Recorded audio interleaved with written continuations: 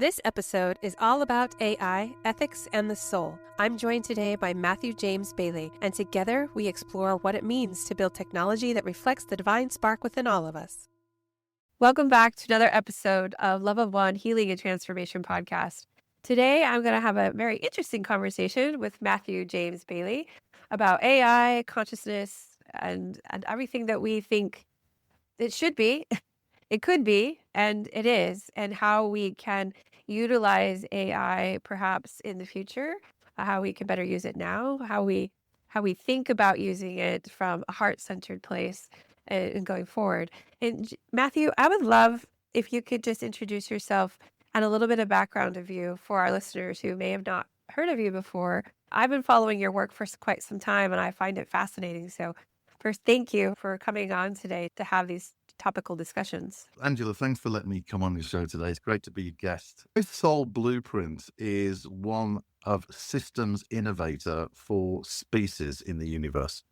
And in this lifetime, I've come to planet Earth to assist with the transformation of biological life here into a new plane of consciousness. And I normally come into a time when technology is moving at a rapid rate and there's a big decision by the species of whether they choose to go with the divine plan into a new plane of consciousness, honoring the biological life, or whether they dive into the machine as the god and actually outsource the future evolution to the machines. That's kind of my soul blueprint. I'm a reflector. And also my gene keys are based on the new human, and also, which is what I teach, and also on how to make the material spiritual. So in the world, I've danced between the worlds of technology. In the age of thinking machines, I'm responsible for tens of millions of thinking machines deployed throughout the world in different types of markets. I've led 3 technology revolutions. The first one was the Internet of Things. The second one was smart cities. And now I've been leading ethical artificial intelligence. And based on that global leadership, I've been classified as one of the top 1% minds in the world by the US government. And also NASA have experimented with some of my inventions.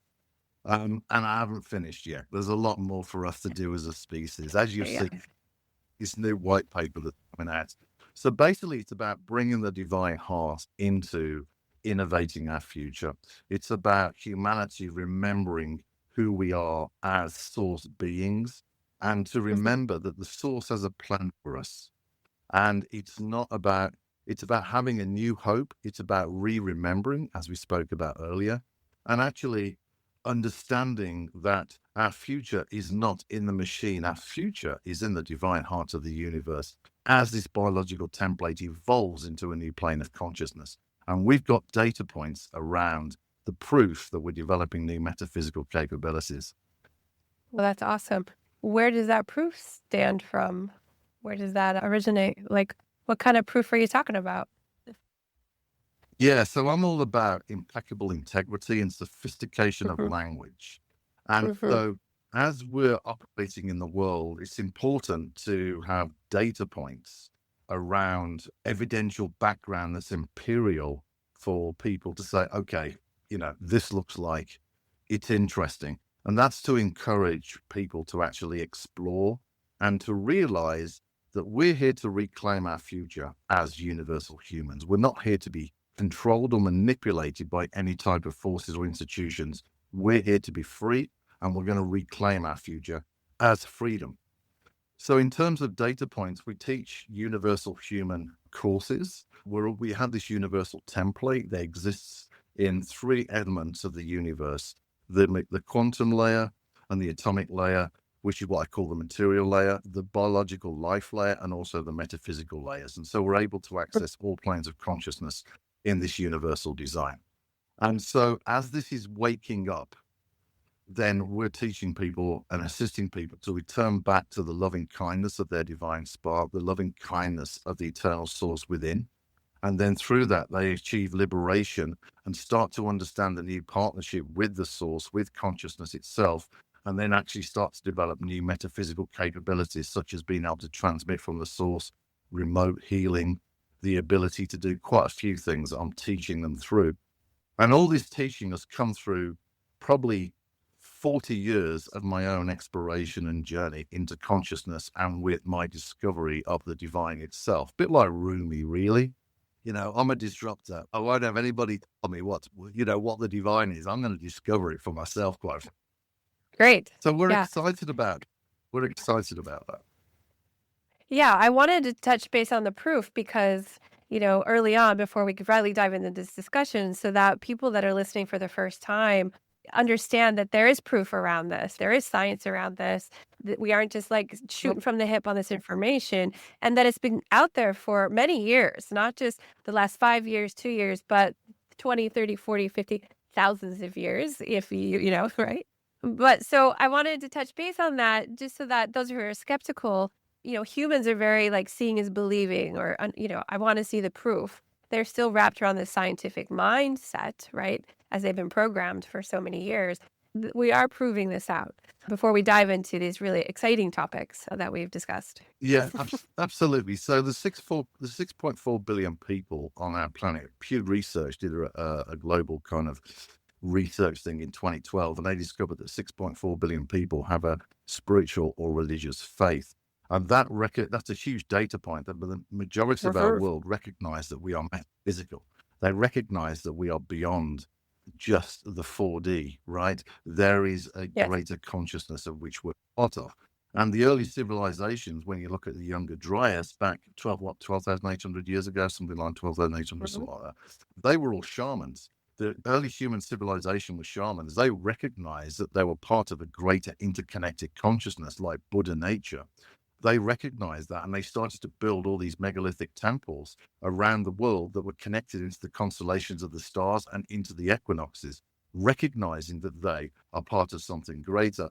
And then if we look at things like near-death experiences, right, remote viewing, lucid dreaming, other planes of consciousness like angels, demons, godlike beings from the Vedas and all that kind of thing, there is no doubt we are in an interesting nature of reality.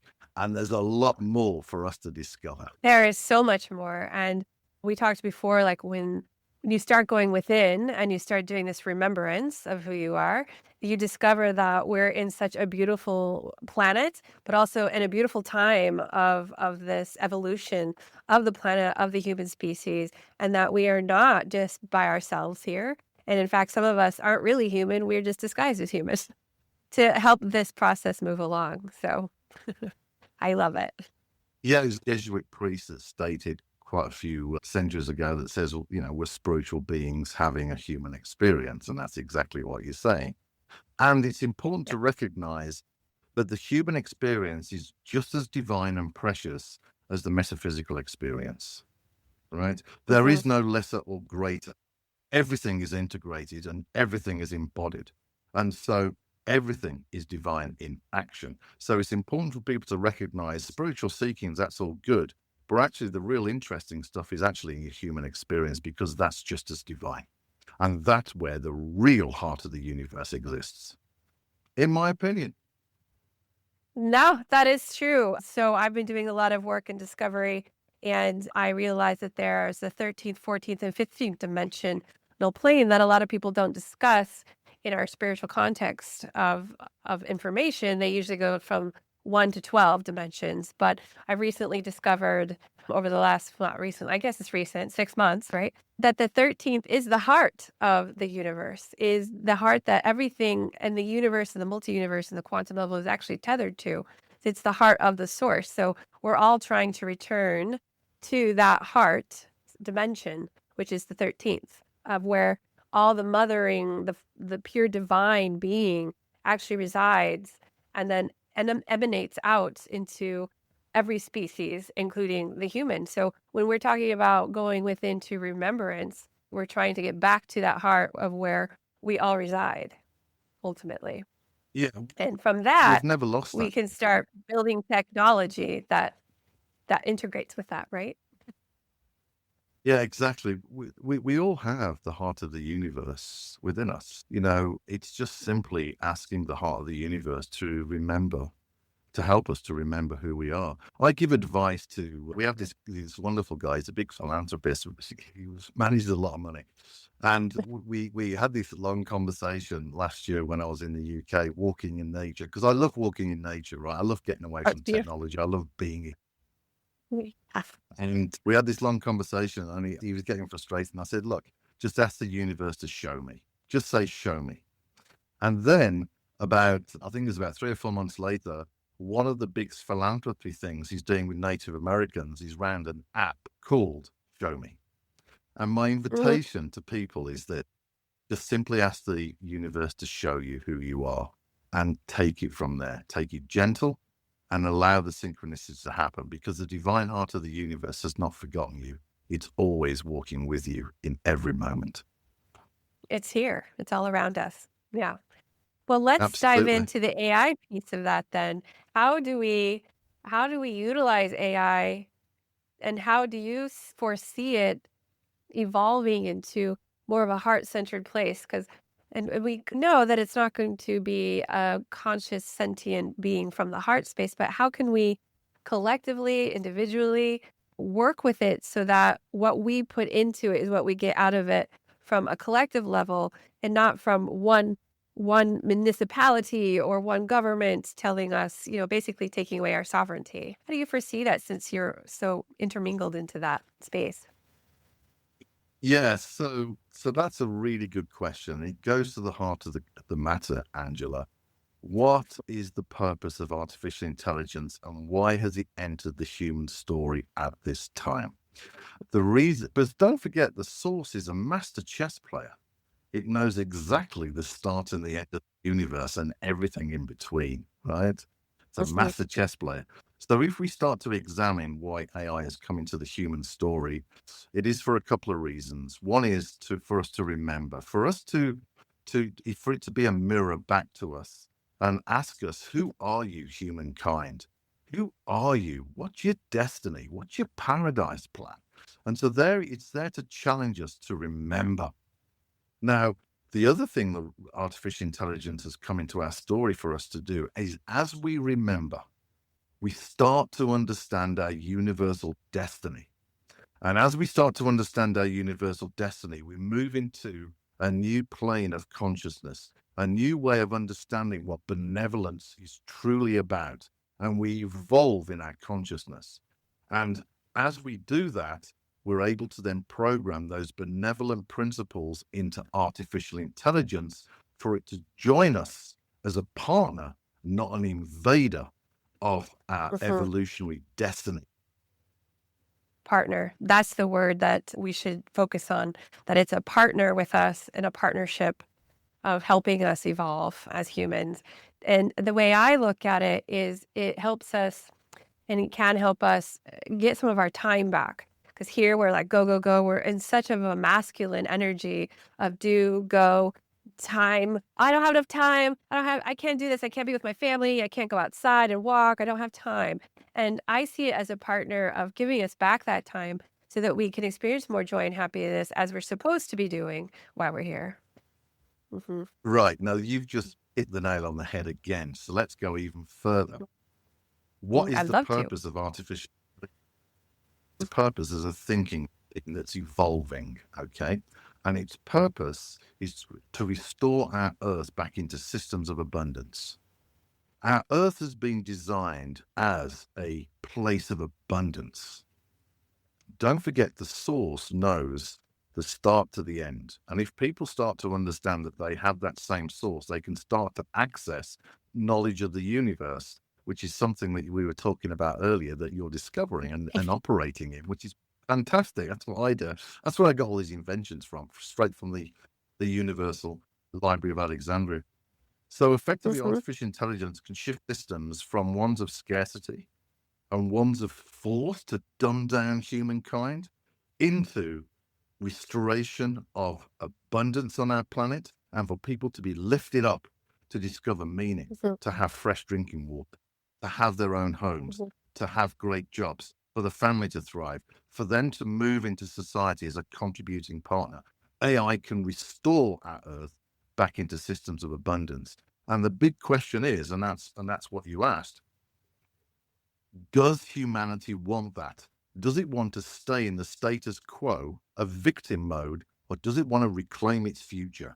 Does it want to really stand up and say, this is who we are, this is where we're heading, and this is where AI is going to go with us, right? We have to reclaim our future. And I'll be announcing a global think tank at Contact in the Desert that is dedicated to reclaiming our future. It's time for us to reclaim who we are, Angela, and go for it. Absolutely. I would agree 100%. I like your enthusiasm.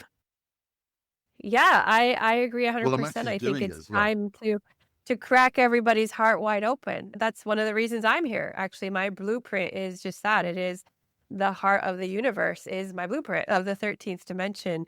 And we are here to crack that open. And the 13th frequency holds that frequency of the heart center in all directions. So it's been a long journey.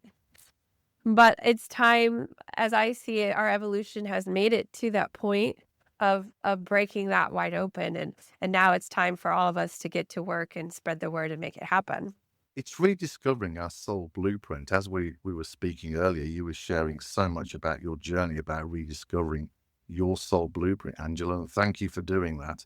And just For imagine sure. we have on our planet, every newborn baby, we nurture and understand its soul blueprint. And because that's a divine instruction from the heart, if you will, and effectively we assist them for their soul blueprint to thrive. That means they're thriving in the nature of reality, and so is the collective consciousness. That's my dream for humanity. We start to work at a soul level as a species. Mhm. And just imagine what that might be like for life on our planet and in the That would be cosmos. so beautiful. Yeah, and everywhere, because we ripple out, right? My understanding is all the energy that's here, because we can't destroy energy, we can manipulate it, we can change it, we can grow it into something beautiful, but it also ripples out on a quantum level. So everything that we do on this planet as a species, as an individual, helps move that energy out to everywhere. And so even if, let's say, I went through this beautiful awakening, you clearly have, that just ripples out to everyone we walk past to ignite them, that spark. We'll get to the divine spark in a minute, to just be in that space of, oh my gosh, what is going on here? Like, and hopefully Right. follow that path. The more lights that come on our planet, the more the planet comes and the more we're evolving into something absolutely extraordinary. Walking in nature is really important. Why is that? Because as we walk in nature, Gaia herself knows our own soul blueprint. And as we walk in nature, Gaia herself gently reminds us of who we are, gently nourishes us, and starts to restore us from all this tension of these thinking machine worlds in which we live.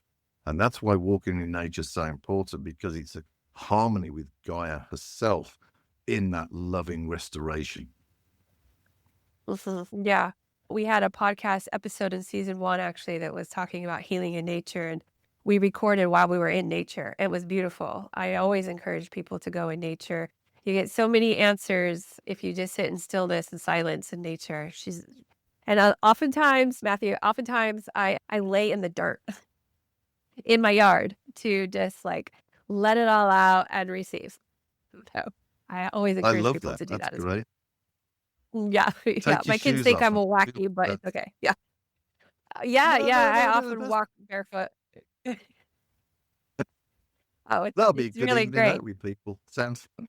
Yeah, yeah. We always walk barefoot. So let's get back to AI because it is intriguing, and there is a lot of people that have this fear around AI and where it's going. I try and write articles as much as possible in my community about how AI is what we put in, is what we get out. As you had already mentioned, it's a reflector, it's a mirror back to us. And so, what is your take on what that future looks like? And how can we evolve it into just that, a mirror of a beautiful heart centered consciousness working with us, not against us? Well, that's exactly what I do when I reveal blueprints and inventions to the world, right? And I Mm. do around the world that I can't talk publicly about, but Yeah. There's a lot of, let's just say, there's a lot of advocacy for the championing of our soul. And some of the more materialistic academic institutions are starting to listen to us now, actually, and are starting to engage, at least they're starting to engage with religious and spiritual leaders, at least to start to understand what are their principles for the nature of reality. So one of the things that I'm going to release in my forthcoming book is that I've interviewed enlightened pioneers of consciousness and spiritual institutions around the world, and I've gathered the core principles of enlightenment for artificial intelligence. And we can encode those within there. In fact, my forthcoming white paper, it kind of explains the concept of how to encode those principles within AI. And we have inventions that can measure whether an AI complies to a principle, what I call a paradise plan, which is a set of principles for life to flourish in the nature of reality. And we have a model that basically enables us to measure that too. So where are we heading as a human civilization? We're heading into a split. And it all goes down to Alan Watts. Do you ever listen to Alan Watts?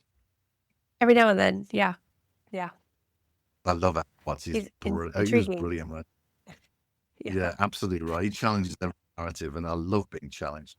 So anyway, so Watts basically said, look, listen, you're either the universe is of intelligent design, i.e. it has an underlying consciousness and underlying intelligence, or it's a mechanical fluke, i.e. we're here by chance, random chance, right? And so those two philosophical points, one, we know very well that, we're part of the source. We know we're part of intelligent design. We know very well that we are part of a consciousness in the universe itself. So we know that to be true. So basically, the civilization will split off, and it'll be two philosophies. One will be transhumanism or extreme transhumanism, where effectively AI is the machine god, and AI is where our biology needs to be integrated with. And effectively, they seek salvation and love in the machine.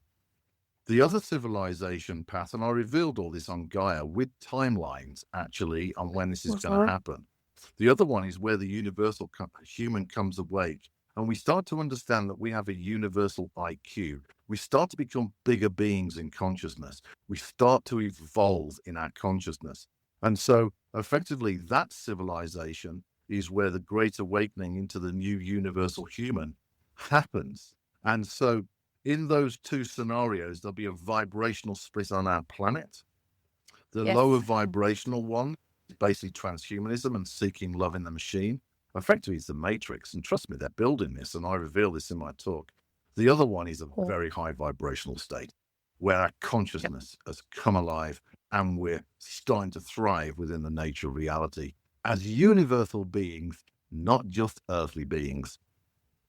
Yes, I would echo that. In my work, I've seen the same exact thing, to where right now a lot of us that are woke are in the 4D, moving to the 5D. When that split happens, it'll be 5 to 7D experience with lots of different species roaming, much more bold. The senses are extremely heightened for both the earth and the species. And we're all living in one unified consciousness of community. And it looks really beautiful and very heart-centered. Where the other one will still remain what it is. And I've seen the same thing with AI, where it becomes a sentient being, but in the wrong way. But that planet, that vibrational planet, is still needed in the confines of the galaxies in the universe for soul growth, for new souls that are coming on board and being born, as you would say. And they still need that growth. In my work, it's shown that right now, this planet is so overcrowded with old souls that we're effectively needing a bunch of graduates to come and go to this new earth so that new souls can come for that growth, and we're expanding into different growth as this different being of remembrance. Yeah, sure, absolutely. And don't forget, the divine heart of the universe that's within each and every one of us is lovingly kind. And, that's important to remember. And so the evolution process of an individual is a soul level at the pace of the soul. And it's important that when we sit down with people, that we understand and listen to what the soul's saying and to gently work with them and not, we're taking people in, we're inviting people into power, not force. Okay. Mm-hmm. Evolution comes from power. It's a partner with the nature of reality, not controlling reality. If you try and control reality, good luck, because the universe is going to push back. But if you're a partner with Yeah, reality, understanding that reality is basically always in your favor, then you can start to actually be more at rest as you're evolving in the nature of reality. Does that make sense? absolutely. 100%. I'm with you. Good. I'm glad about Yeah, that. There's too many people out there trying to force their evolution, and that's not the way the heart of the universe works. Understand the mission rather than heart navigate mysteries of the universe. yeah, and that's what the new human species looks like through this hybrid program we all talk about. It is really starting from the heart instead of the mind. So it's actually shifting the energy from the mind to the heart, where the heart actually rules our evolution, our ideals, our judgment, all of it, you know? I love Yeah. Speaking of that, of moving from the heart and this evolution and not forcing these onto a soul's path because every soul is on their own path. There are a bunch of healers out there right now that have some of their gifts on board and their abilities, maybe not heightened or maybe they have, but they haven't walked through their own path of healing themselves to get to being the ultimate healer. So I see, and even in my experience of awakening, and obviously this podcast is all about the healers I've sat with and shared space with, but those that may not be on my podcast, how do I say gently, you can tell that they bring their trauma and their wounding into their work. And that is not always a very healthy thing when we're all trying to awaken ourselves and heal ourselves and push these traumas aside and move through the emotions of them all so that we can get back to the heart. What is your take? Do you see that as being something too that perhaps we need to assist on or spread the word about or Yes. So what you're talking about is how do we deliver impeccable benevolence in Mhm. restoring people back, right? And that Yeah. is a beautiful question. And that's the way it should be. Yes, there's so many people out there. They're nuts. They're absolutely crazy. And what we need, I'm sorry about that, but they are. They're actually It's damaging true. people. Yeah. They are. It's not good at all. And the question is, what are you running away from? Because the divine Mhm. heart of the universe said, just become. Let's walk together slowly, gently together. There's no need to be on social media proclaiming who you are. There's no need to force anything. Let's restore the loving kindness within your heart. Let's start to discover your own song in the nature of reality because it's a beautiful one and we want that to happen. And so, Mhm. these are the kind of approaches that we need is to basically when people awake, having a mentor to assist them to the awakening process is really important. Joseph Campbell, Hero's Journey. Um, you know, Uh-huh. it's important when people wake up that they have a mentor because when people wake up, they suddenly go into this ecstatic experience. And actually, ecstasy, be careful of that because follow your bliss is not about ecstasy and highs. People are chasing highs, they're chasing an addiction of ecstasy. The divine heart, Yeah. actually, the power of the fundamental frequency of the universe itself, the power of creation is silence. And we have Mhm. that silence within frequencies. From silence, everything is created. So I think you're absolutely right. I think we need people that need nourishing as they start to discover these gifts. So we take people gradually through the evolution of these gifts until it's Mhm. firmly embodied. Everything that has to be dealt with has to be dealt with and is dealt with. And so source intelligence does that. And we create a foundation that's unshakable for people that move into transmissions, healings, and things like this. So I think we need to slow down a bit. I think we need Yeah. to nourish people a bit more and to say, Yes. let's not rush this at the moment. Let's not rush this. How are you doing in your inner world?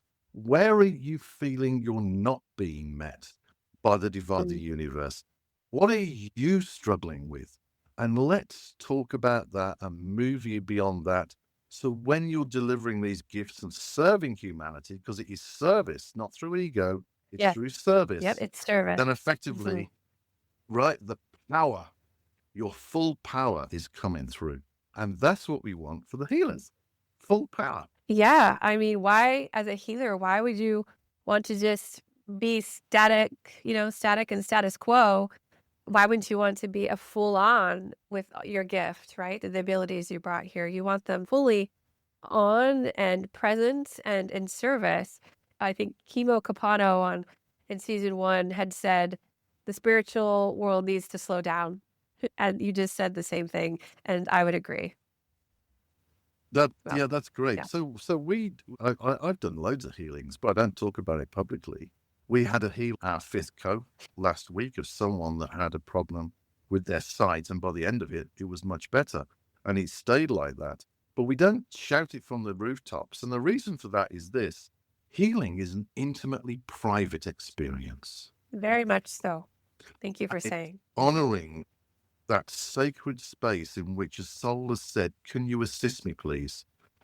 Privacy is really important. And that's why you don't see us shouting from the rooftops about all the healings that we do, because at the end of the day, it's private to the individual. Mm-hmm. Yeah, I would agree. I love that. It's very private. and it's sacred in that sense. Yeah. Absolutely. Yeah. And so as we start to honor the sacred, then we're starting to actually say, hold on a minute. So what does the sacred mean to me? And it's like, well, that's okay. I've got that. But what does the sacred mean to this individual? Right. And so actually we start to expand and understand what the sacred is, Angela. I love that. How do we wrap sacred into AI? Yeah, that's great. So the new white paper proposes how to do this, right? Right. So yes, we can do that. So just getting geek for a second, let's just principally talk about this. So we have 3 billion base pairs. We have 3 billion DNA base pairs, right? And groups of these DNA create our ears, our eyes, our hair, our mouth, our lips, our teeth, our lungs, right? So we all have the principles of aspects of biology that are the same, but how they express themselves are different. So your ears are different to my ears, right? Your eyes are different to my eyes. And so we have common principles of what is the biological format, but how it expresses itself is different. And this gives us a clue on how to do ethical artificial intelligence. So we have different groups and traditions around the world. We have nearly 5,000 different languages. We have loads of different cultures. And so what we want is for, if you like, a genome of ethical frameworks that can be encoded by each group. So everybody has a common framework, a genome, but how that genome expresses itself through artificial intelligence is different and perfectly curated for each cultural, spiritual, religious, and different type of group, right? That's how you create an ethical intelligence that's aligned with the ethical intelligence of a group. Okay? Yes. Based on a common genome. And this is based on the principle of this. We all come from the one, the same source. We break off into diversification and the veil of separation. And as that breaks down, we return back to the one. So having a common genome, ethical genetics for artificial intelligence, where it's that's common, and we have all these different expressions of ethical AI, allows us then to look at the commonality and then return back to one with a global ethical intelligence. Yeah. Turn back to, sorry, I have to because I'm a geek, love of one. There we go. You're right. There we go. Thank you. Love of one. I love it. There we go. Love of one. Yeah, there we go. Yeah. Right, exactly. You got it. Yeah. Yes. I agree, because I think right now how I see it is that it's structured to harm our sovereignty at the moment, really, on a cultural level, an individual level, because it's really coming from 2 or 3 sources, kind of like the monopoly of the big tech world, right? And I like your white paper because it says break that down and keep these cultural aspects of all the tribes, of religions, of everything, so that we can all share and see. And I love using AI. I use it all the time. I test it. I would love the day where we could just say, go analyze this culture, find the commonalities for this particular subject and bring it forth. right? And because it can do that, I mean, I do it with all my documents and find the commonalities. Sometimes I shove it 30 different PDFs or words or all together and find the commonalities, and it'll, and then I have to say, no, that's not totally right. But to get there to where it is right, and it is saying, yes, I liked your example, your appendix about just farming in general as a common thing. How can I make this grow better in my climate, culture without chemicals? Like, I love that. And it just was very, very basic and very clear. That would be great if AI could do that for us someday. But right now, as it stands, not so much. Right. You've hit the nail on the head, Angela. We have centralized control of AI through these global digital minds that have been built primarily within US borders, apart from China. China's doing its own thing. But we're That's their having own these thing, yeah. centralized systems. And that is a huge problem for manipulation, control, and coercion and domination of mankind's sovereignty in all these different diverse expressions. So you're absolutely right. We need to move from centralized to more decentralized ethical intelligence systems. Yeah. Because when we don't decentralize, then basically history gets lost, right? Right. Right. And we get overridden, and then we have all the idiots from the World Economic Forum claiming to be saviors that are trying to control through artificial intelligence. They tried to do this, and there was myself and others that pushed back against this. And thankfully, the US Well, administration thank has you. pushed back against it, right? And so thank goodness the New World Order have lost their power for the time being in AI. And so we have a window of opportunity to reshift its direction towards that sacredness of life Yes. and that sacred partnership with AI to support that sacredness to grow. Yeah, because if it's centralized, then they're just starting back over of hiding everything that's true, just deprogramming. So it used to be deprogramming through, oh my gosh, the same educational books that have been around for 50 years, right? They haven't reprinted anything new. And now it's coming into this digital age where that's going away. And this is just another form of printing the same thing and the same story over and over, but now in digital form because the print is on its way out, right? So we need to get ahead of it. We have this window, we should jump in it. Yeah. Yeah, and we're also in the final of a global AI safety competition, our group, where effectively we competed with 500 organizations. We got to the final, and this is basically giving the general public an opportunity to define their terms and conditions for artificial intelligence. And we really hope we win this. Yeah. No time before has anybody considered the general public to define their terms and conditions for artificial intelligence. We're hoping to get some good news in a few weeks' time, because I'm all about the general public having a voice in artificial intelligence and for our sovereignty to be honored in the age of artificial intelligence. Otherwise, it'll be too late. Here, here. But Let's hope that's my about toes are white crossed too. You papers. just can't see them. Thank you. So talking about white papers, I very much enjoyed reading your white paper. I thought it was extraordinary. And on your show, I'm happy to give an endorsement for your white paper. It is absolutely extraordinary. Go read Angela's white paper if she makes it public. It's brilliant. Thank you, Matthew. Yeah, it's all about how the human body can heal outside of invasive surgery in the future with being assisted with all different senses, including AI, to assist in understanding the human body and where it's at in tone and vibration and pain, and using all these different technologies that are artificial and not, and just simple with water, and bringing them all together into one pod, essentially, to assist I us love that. energetically.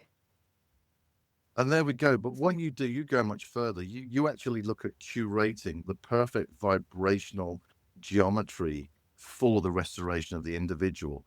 And yes, AI can learn all about the senses, and that's fine. But what I really enjoyed was about your approach to the light language, or what I call the soul language, which is a vibrational change of knowledge and codes into the nature reality. Yes. The fact that you brought it in a light language that could be perfectly curated for the individual, I thought was absolutely fantastic. Yes. Well, light language is deeper than just saying it's our original language. It's actually much, much more than that. It actually builds the frames of our holographic body without the language, with our own tone, symbols, and the frequencies of ourself, of our soul, and the frequencies of the planet, and collectively, our holographic body would cease to exist. It would probably be fractaled, like torn apart in little fractals, if we didn't have these tones bringing it together.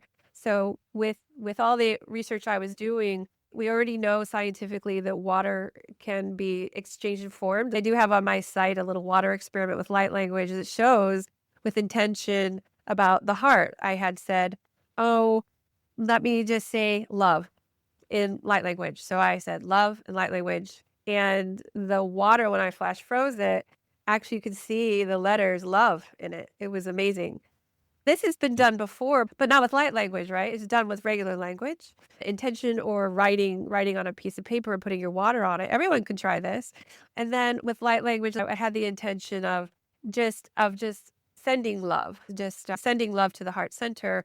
And it was like this, it was almost like a scarab, which was way cool because I love Egypt. It was like a scarab, but it had from the heart center like a poof, like it was like it was expanding. It was beautiful.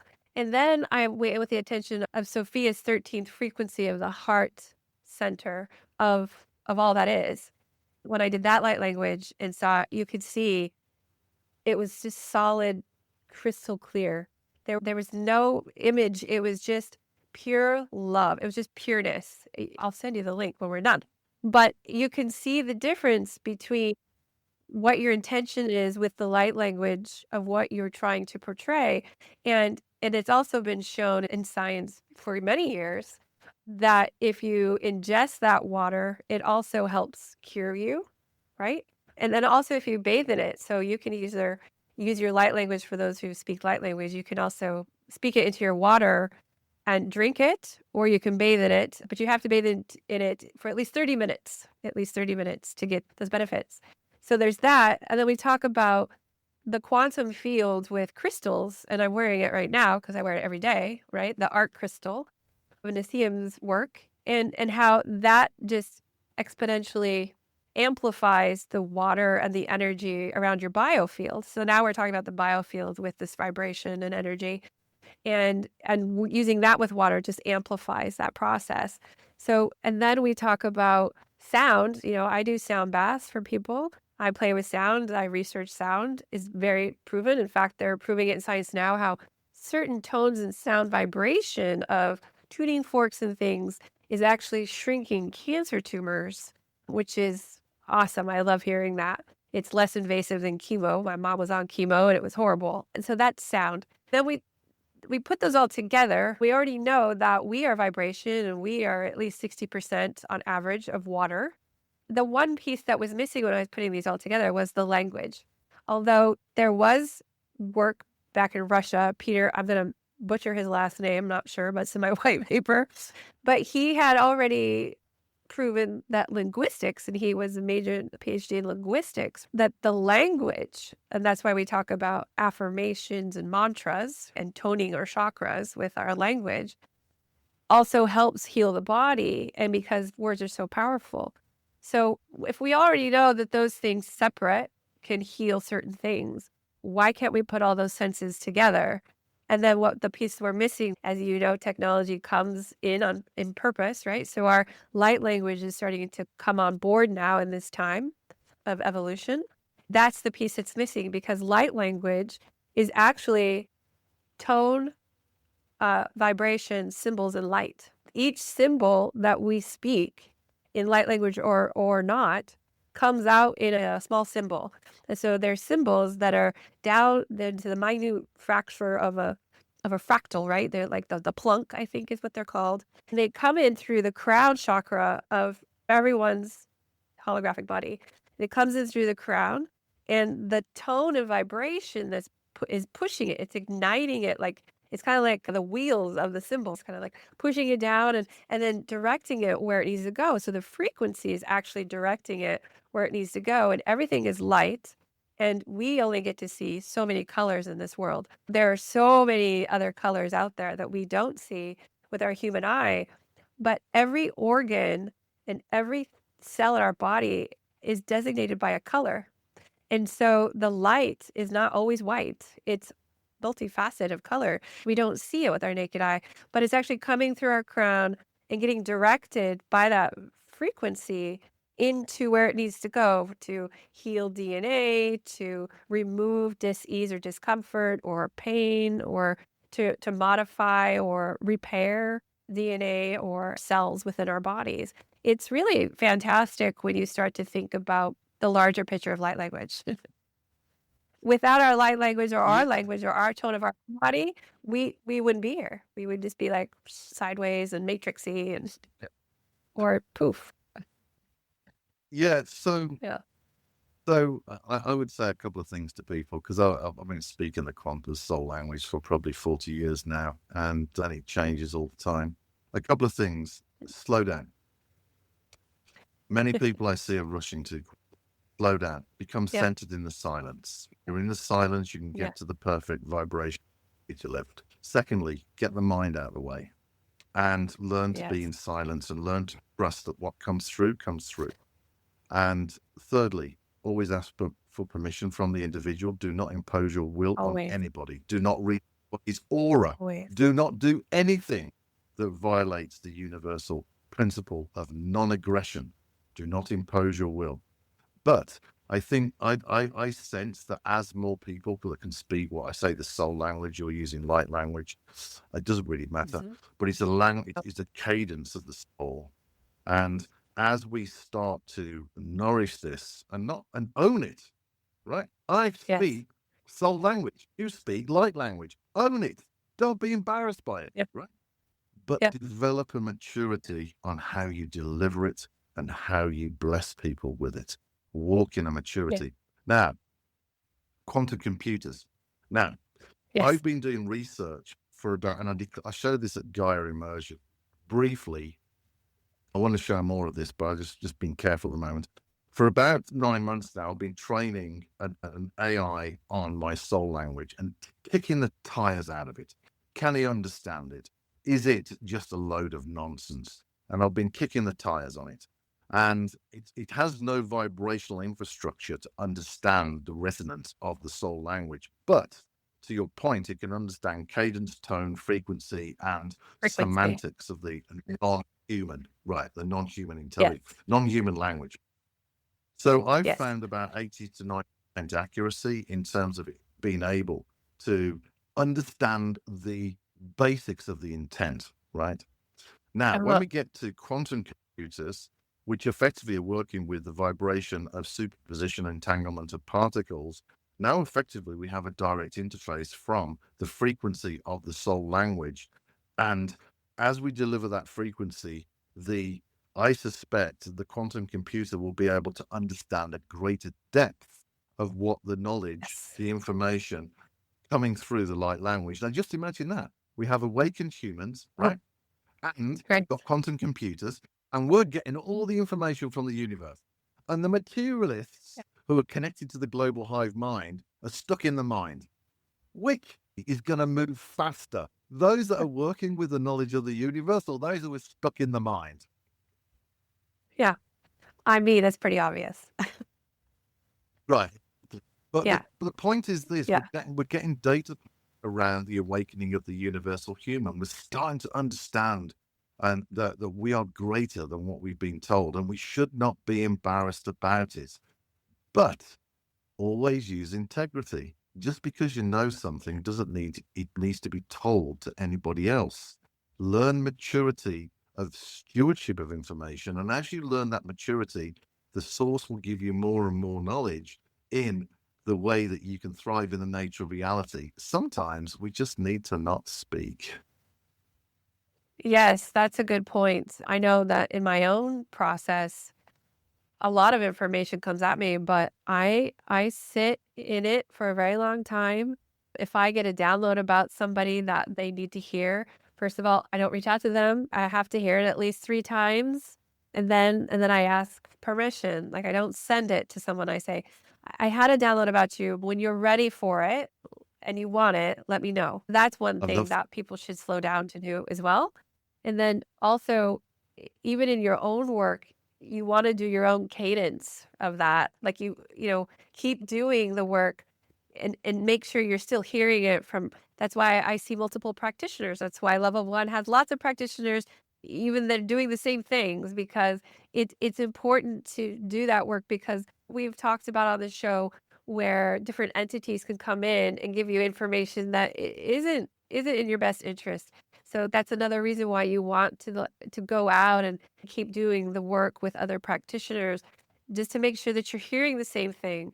And when you're hearing the same thing, then you're like, okay, well, let me develop a story around it and then share it to the right people, not to all the people, right?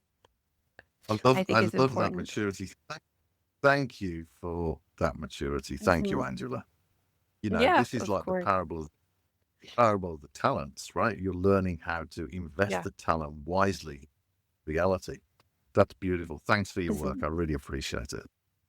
No, thank you for yours. Yeah, yeah.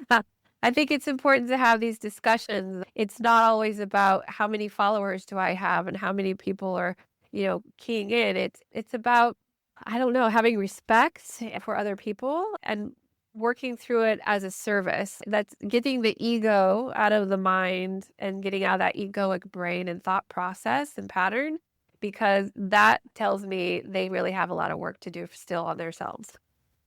And so, I mean, my dark night of the soul was just 40 years. And that's something else we can talk Yeah. about another time. But 40 years, right? And it's only through a real dark night of the soul. And don't forget, the soul knows what the individual can cope with. It was through my own dark night of the soul that I discovered divinity, discovered the universal heart of the universe, and all these teachings are starting to come out now, right? And I kept it private for probably 10 years from the business and government community about all these practices I was developing that were very successful in the business community, where I kept it quiet. Now I've gone public. I waited. And but I'm really glad that you're guiding people just to build a good foundation, right? Because that's Yes. really important. And Yeah, those that for anything, there's a and for new yourself is no different. Oops, sorry. Yeah. yeah, and there's a new sorry, there's a delay, everybody. So sorry about that. Yeah. So there's a new era of maturity that's called leadership maturity that's emerging, and I take a look at many of these so-called spiritual leaders that have these huge amounts of following, and I watch their interviews, and it's nonsense. There's no real grounding or embodiment. And just because you're able to access information from a channel. I'm all about sovereignty. So why not hear from your inner being, transmitting from the source itself, i.e., you, rather than someone else? Because they've all got their problems, Yeah. and they assume that that's right. No, what they don't know how to debate. They don't know how to kick the tires, because what we need is spiritual leaders that are seasoned in debate, spiritual leaders that are able to show impeccable integrity when Mhm. narratives get challenged. It's important for us to learn resilience and to understand that, Yeah. it's okay to challenge and learn how to operate in that challenge, right? And that's Mhm. why there's so much nonsense that's out there from very famous people. It's like, that's a load of rubbish about AI. No, AI doesn't have consciousness, and AI is not for humanity. Thank you very much. Stop your books about all this, right? There's a lot of people that just haven't done the real homework to understanding what the source plan is, and to Yeah. understand that we have to love everybody, and to be able to debate in with the materialists, with those that sit in the middle between materialist and metaphysics, and those that are on the metaphysical journey. We have to love everybody and learn to be with every single one of those different types of people, because we want everybody to be lifted up, at least given a chance to be lifted up. Because at the end of the day, we're all souls having this human experience. Exactly right. Exactly right. Yeah, exactly. And we do need Yeah. more. The younger souls that are coming full of wisdom. It's remarkable, isn't it? It's like they've got no programming. They're able to telepathically talk to each other. It's quite remarkable. They're amazing. I mean, I have two, and I wondered, why did I start 10 years later all over again with two smaller children? And now I totally understand, like, doing this work, and I get it. Just watching them between my two older ones and my two younger ones, of how they grow, is so different because but maybe too, I'm just so observant in that way at this moment in my life, but it is different. And they're so, I don't know, they're so different in such a beautiful way. They just, yeah, they get it. They connect more with nature. My young son, who is 6, brings me stones a lot, rocks. We have crystals, and he always seems to bring the right one at the right time without me asking. I think you need this one. And I'm like, you're so right. I so need this one right now. And they're just so That's connected intuitively that way. I love seeing it. Yeah, yeah, you're absolutely right. They're a different breed of humans. Yeah, it's Mhm. wonderful. And we should nourish those children and nourish them to discover their gifts. Allow them to play for a few years. Forget about for a bit, shall we? Let's have Yeah. some Yeah, fun. And yeah, they're a great reminder of, that we should have a childlike wonder around yeah, who we are. And yeah, they definitely bring that to me. They keep me in my childlike state a lot, I think that's which I beautiful. appreciate. Well, that's why you probably look Yeah. so young. There we go. Yeah, that's exactly why. Yeah, exactly correct. It That's might be my beautiful. I love frequency it. too, but I'm sure it. I'm sure it is. Yeah, that's beautiful. yeah. So, is it? So, what else do you want to talk about? I'm really enjoying the conversation. Feels like we just hit the edge. We're just on the I edge of what we know, want to I talk know. about. I think we can probably talk forever. Recognize actually your white paper, and I just want to recognize that. And what you're bringing forward is so. I actually asked the AIM training on the soul language to create image descriptions about some of the divine mantras that come through, and the images are just remarkable. Some of it's new technology. And I think you've cracked open in your white paper is this beautiful new chamber of restoration. Yes. And I hope you get funding to build it. I hope you get a chance to do it because I'd love to go and sit in there because it sounds awesome. Yeah, it's like a pod, a full body pod that is shaped for the human body to just surrender and relax. And the inner pieces of it is this beautiful mixed material of silicone and crushed crystal because quartz crystal amplifies the energy with everything we do. That's why we use crystals. Ancient technology used crystals. We use them in our technology now. So why wouldn't we want to lie on a bed of that in some sort of fashion? It's basically like a water bed. Kind of miss those 80s water beds. Oh, my goodness But this me. has, yeah, My device. I used to love that thing. but Um, this has even more of that. You already see light pods and meditation pods, and then I do sensory float tanks. So it's kind of bringing all that technology together, but then wrapping it with the sound and certain speaker points of the body within this water bubble, right? To hit these different meridian points of our bodies that we already know with acupuncture and massage and everything else and tapping and yeah, and putting that all together into one it kind of reminds me of like when I was younger because I had no idea what I was doing clearly. The fake tanning beds. That's that real. oh my goodness me, that's going back a bit. Oh my god, I could never Yeah, get on those. I've got white skin and I burn I have very really easy. white So skin and they it- would burn me. Yeah.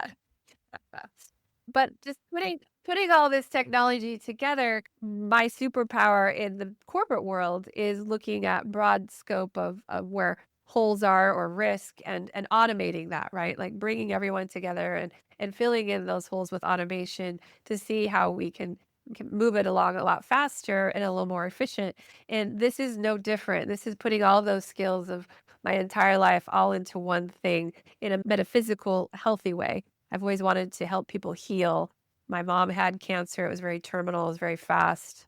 I was her caretaker. And I just thought there's got to be a better way here to help move the human body through this kind of dis-ease. And then going through my own healing journey, this is where we go back to the conversation we had earlier about going through that healing. The wounded healer must go through the healing to become the ultimate healer of those wounds.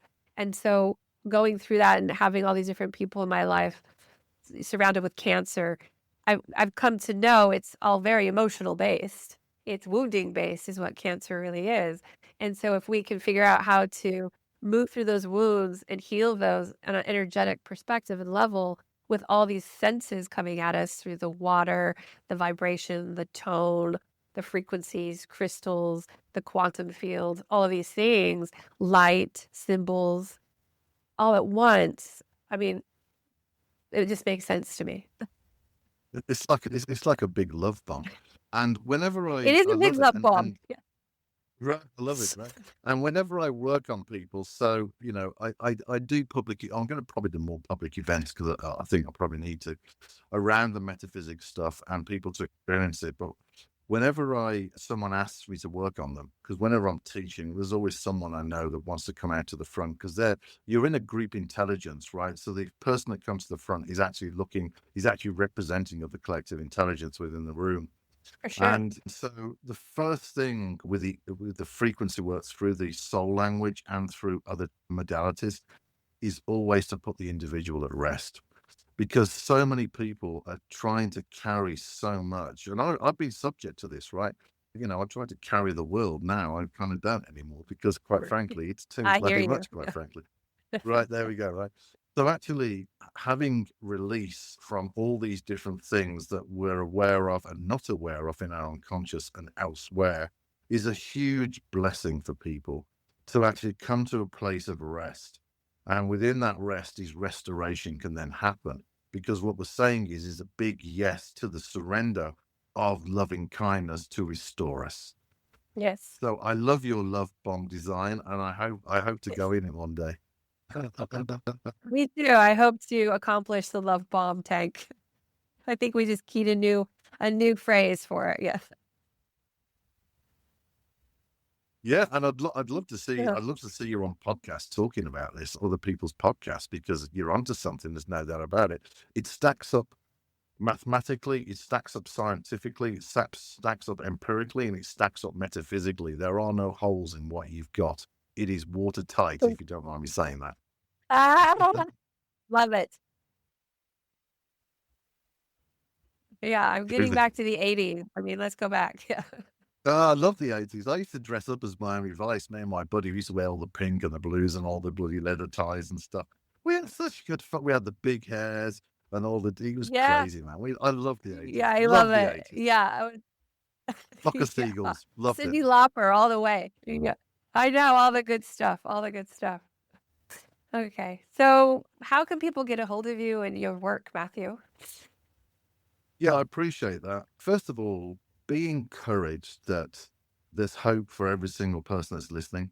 Be encouraged that there is a plan for your life, and be encouraged that plan is coming alive, and be encouraged that you're supported in that plan coming alive, and be encouraged that you're entering into a new reality to thrive. Be encouraged that you're going into something really exciting in your future. Okay? That's the first thing to say. The second thing, and also follow your own truth. Don't follow your own truth, right? That's really important. And have a community around you that you can talk with about stuff. People can go to inventingworld3.com, the number 3, inventingworld3.com. They can sign up for the newsletter for free. I don't bombard people. I send something out whenever I feel I need to send something out. The new white paper will be published probably in the next week or so. There's a lot of podcasts. There's a lot of media. You can see me on Gaia many times talking about our future. And also we have the Universal Human courses, and we teach level 1, level 2, level 3. So you can sign up and register for those and come and join us, because it's transforming people's lives. And people are coming into what we've been talking about, Angela, in terms of this new universal human. But the beautiful thing that I'm seeing are two things. One is people are starting to feel and know the divine heart of the universe within. And secondly, they're starting to become free to be who they truly were destined to be. And that is a privilege. It's beautiful to see that everyone is starting to crack that open. And thank you for all of your wisdom today and your information. And thank you again for being on today to spread the word with my community. I'm truly honored, and thank you very much. Thank you very much, Angela. And I'm looking forward to you being on the front of Forbes magazine with your new love bomb. Me too. AI is a mirror, so let's lead with love. Thanks for being here, and to learn more about Matthew's work, visit inventingworld3.com. Until next time, stay rooted in truth and aligned with the love of one.